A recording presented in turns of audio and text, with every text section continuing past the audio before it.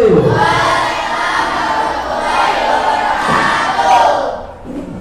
pagi semuanya. Apa kabar hari ini? Bagaimana Anda? Senang gak sekolah hari ini? Senang gak belajar hari ini?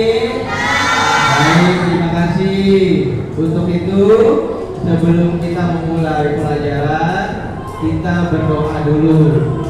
Oke? Bapak minta salah satu di antara kalian untuk memimpin doa. AM ya, silakan.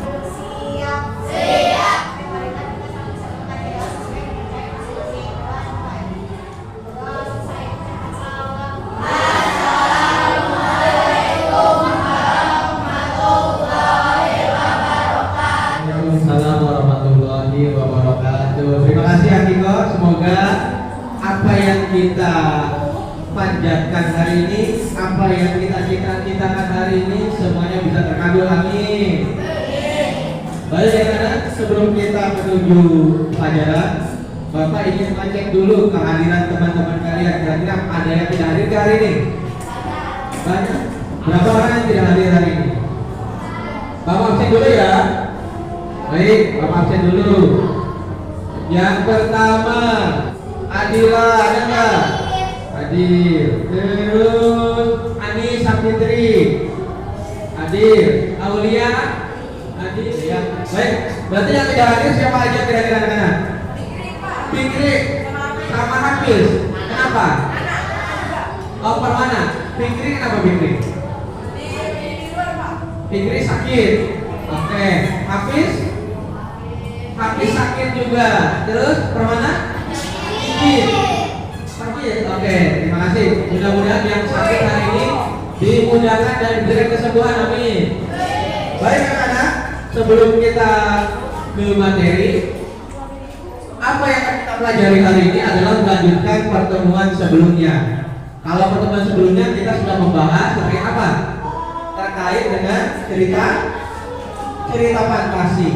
Ada yang masih ingat nggak? Cerita fantasi itu kemarin apa?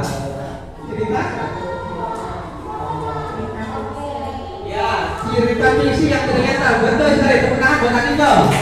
Ya, Anita, terima kasih. Anita, selain itu kira-kira apa lagi? Cerita fiksi itu apa? Cerita fantasi itu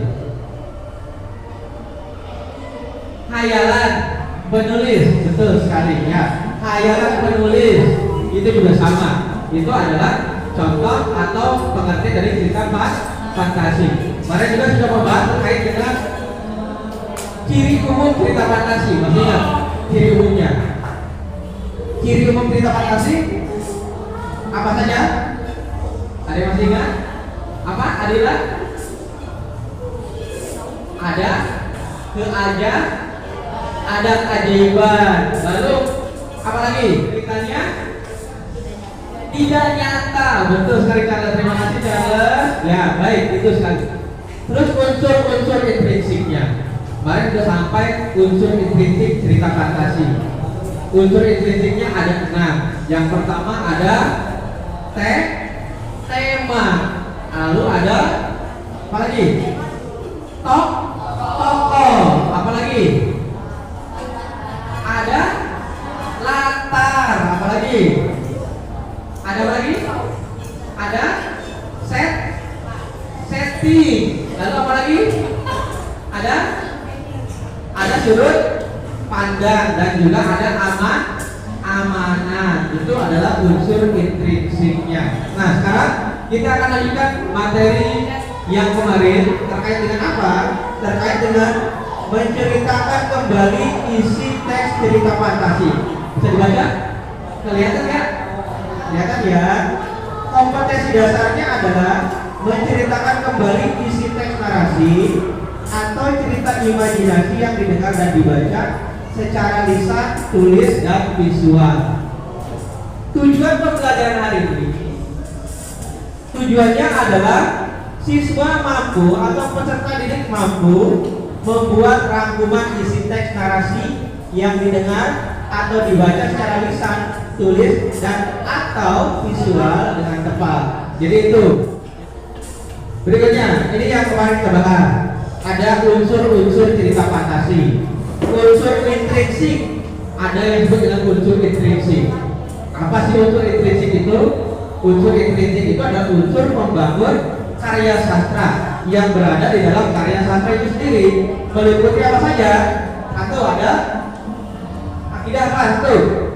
Tema, apalagi jarak, ada apa nih? Tokoh dan penokohan, satu latar atau setting, lalu sudut pandang, amanah. Jadi ada berapa semuanya?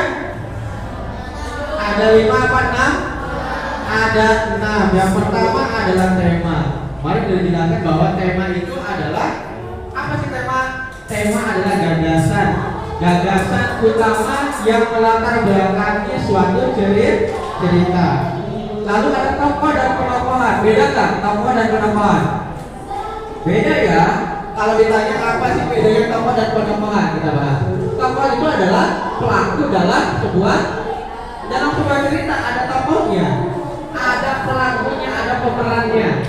Pernah nggak cerita misalkan tidak ada tokohnya? Mungkin nggak? Tidak mungkin, pasti ada tokohnya. Sedangkan penokohan itu apa? Penokohan itu adalah karakter atau wataknya yang ada pada diri tokoh. Jadi ingat, kalau tokoh tadi apa? Pemeran. Sedangkan penokohan itu apa? Karakter ya, ingat. Jadi tokoh itu pemeran, karakter itu adalah watak atau karakternya. Lalu ada latar atau setting. Latar atau setting ini terkait 3 hal. Apa saja? Terkait dengan tempat, lalu waktu, dan juga suasana. Jadi kalau ditanya misalkan tokohnya ada di mana, tokohnya siapa, tempatnya di mana, waktunya kapan, dan suasananya seperti apa. Tuh ketika dikaitkan dengan latar atau setting. Lalu alur ini apa sih? Alur ini disebut dengan jalannya suatu cerita, di mana alur ini ada berapa jenis kemarin? Alur ada berapa? Ada alur maju, lalu alur mundur, dan alur campuran. Jadi ada 3 alur maju, mundur, dan campuran. Ingat tuh. Ketika nanti ada pertanyaan, misalkan sebutkan jenis-jenis alur. Kira-kira ada berapa kita? 2 atau 3? Ada 3. 1 alur maju, 2 alur mundur, 3 alur campuran. Luar biasa. Tepuk tangan buat kita. Ya, begitu ya. Lalu yang kelima ada sebut dengan sudut pandang. Sudut pandang ini apa? Ingat nih, sudut pandang itu apa sih? Apakah sih sudut-sudut memandang? Atau misalkan sudut pandang itu seperti apa? Sudut pandang adalah cara pengarang. Cara seorang pengarang dalam menceritakan sebuah peristiwa. Maka sudut pandang ini ada 2. Sudut pandang orang pertama dan sudut pandang orang ketiga. Jadi ada 3 tuh. Ya, ingat tuh. Jadi sudut pandang ada 3. Lalu yang ke-6 adalah amanat. Ini adalah amanat, itu pesan moral yang ingin disampaikan oleh pengarang. Baik, berikutnya. Dalam menceritakan kembali isi cerita fantasi anak-anak, ini ada beberapa cara. Yang pertama, apa langkahnya? Langkahnya adalah menyimpulkan tokoh dan latar cerita. Nah, sekarang kita lihat tokoh, yaitu pelaku atau pemeran dalam suatu cerita. Tokoh ditampilkan oleh pengarang dengan perilaku dan karakter atau wataknya. Jadi ada tokoh, pasti ada karakternya atau wataknya. Lalu yang kedua adalah tutur kata. Karakter seorang tokoh bisa tergambar melalui tutur kata. Apa itu tutur? Yang ketiga, melalui sikap. Oke, melalui sikap. Lalu yang keempat bisa melalui cerita pengarang. Jadi pengarang tersebut. Yang keenam bisa melalui cerita tokoh lain, ya itu. Bapak akan bagikan sebuah LKPD anak-anak, di mana LKPD ini tujuannya adalah untuk membantu kita dalam proses pembelajaran.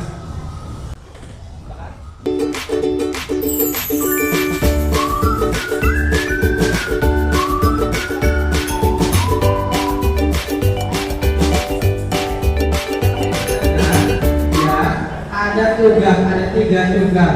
Yang pertama adalah kalian tulis dulu kelompoknya. Kelompoknya ditulis kelompok 1, kelompok 2, kelompok 3, kelompok 4 dan kelompok 5. Lalu ditulis anggotanya siapa saja. Kita selesai dulu video yang akan Bapak tampilkan ini.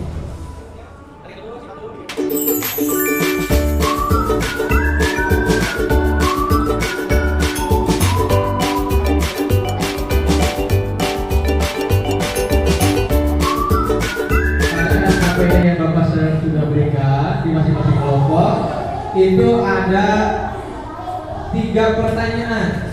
Pertanyaan pertama terkait dengan tokoh dan latarnya. Lalu yang keduanya kalian menuliskan urutan peristiwa. Lalu yang ketiga nanti kalian membuatkan rangkuman ceritanya. Itu bagian ketiga. Bapak kasih waktu anak-anak kurang lebih 15 menit untuk mengerjakan LKPD-nya. Silakan dimulai dari sekarang.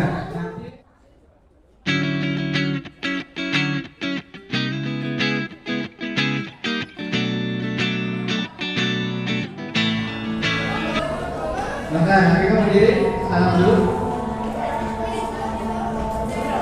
Ya. Waalaikumsalam warahmatullahi wabarakatuh. Mana tikannya dulu anak-anak? Hilang. Ya. Ya. Ya.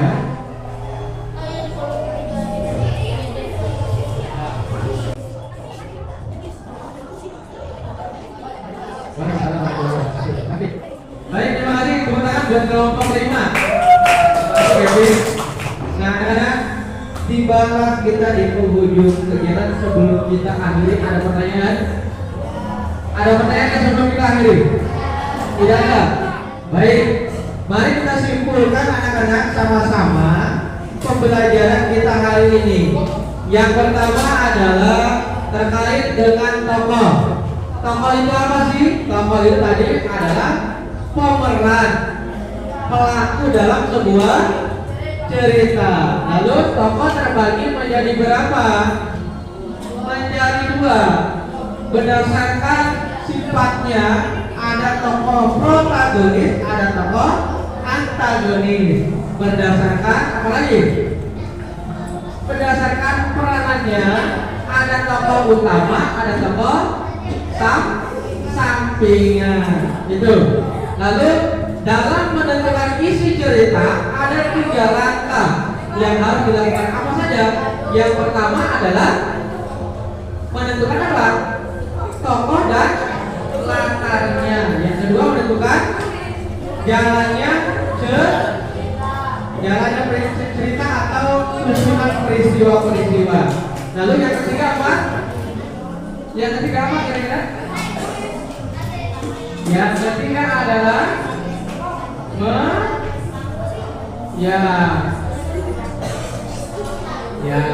membuat cerita secara berurutan. Terima kasih anak-anak. Sebelum ditutup ada pertanyaan lagi? Tidak ada. Kalau tidak ada, Bapak akhiri pertemuan kita hari ini sampai di sini. Kita ketemu lagi nanti minggu yang akan datang. Jangan lupa di rumah dibaca buku paketnya masih terkait dengan cerita fantasi. Bapak akhiri, terima kasih. Bila itu ini, wassalamualaikum warahmatullahi wabarakatuh.